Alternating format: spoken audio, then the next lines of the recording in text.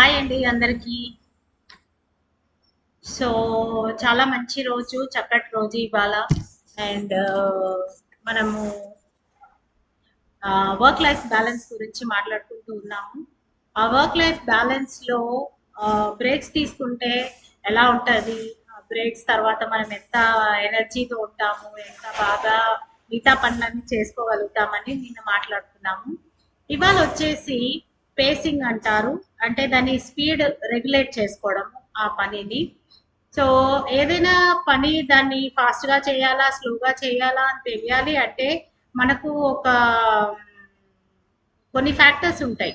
Like important and urgent, important and not urgent, అలాగే unimportant but urgent, unimportant and not urgent. ఇలా 4 కేటగిరీస్లో మన work అనేది divide అయి ఉంటుంది. ఏవైతే ఎమర్జెన్సీస్ అండ్ అర్జెన్సీస్ ఉంటాయో అవి మనం ఫస్ట్ చేసుకోవాలి, ఆ తర్వాత మిగతా పనులు పెట్టుకోవాలి.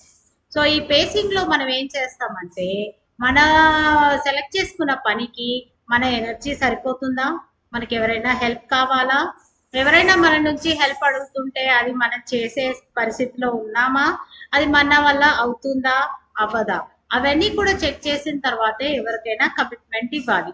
ఒకవేళ కమిట్మెంట్ ఇచ్చేసి అది చేయలేకపోతే మళ్ళీ మనమే ఫ్రస్ట్రేషన్లో పడతాము. అండ్ అది కంపల్సరీ సరే, నా లిమిట్స్ ఎంత ఉన్నా నేను చేయగలను అనుకున్నప్పుడు మీరు ముందుకెళ్ళి చేయొచ్చు. లేదు అంటే దాన్ని నేను చేయలేను, ప్లీజ్ ఇంకెవరినైనా హెల్ప్ అడిగి తీసుకో అని చెప్పి కూడా మనము నిర్మోహమాటంగా చెప్పాలి.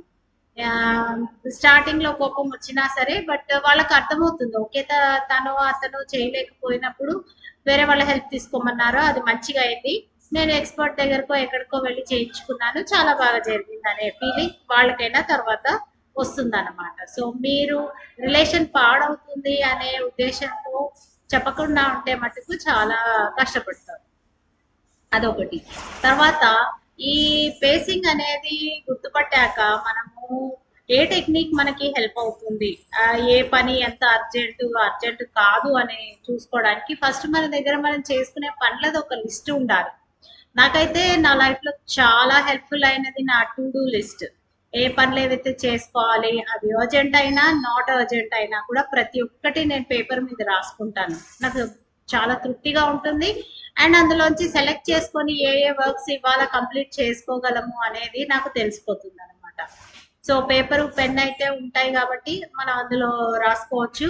లేదు అంటే ఫోన్లోనే మనము నోట్ డౌన్ చేసి పెట్టుకుంటే గనక మళ్ళీ మన డైరీ కానీ మన ఏదో ఒక రెగ్యులర్ బుక్ ఉంటుంది కదా, సో దాంట్లో రాసుకొని మనము చెక్ చేసుకోవచ్చు.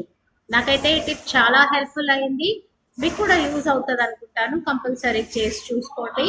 అండ్ ఈ వీడియో మీకు నచ్చినట్టయితే నా ఛానల్ సబ్స్క్రైబ్ చేయండి. అండ్ ఫ్రెండ్స్కి కూడా అందరికీ షేర్ చేయండి. Thank you so much. Love you all and have a good day.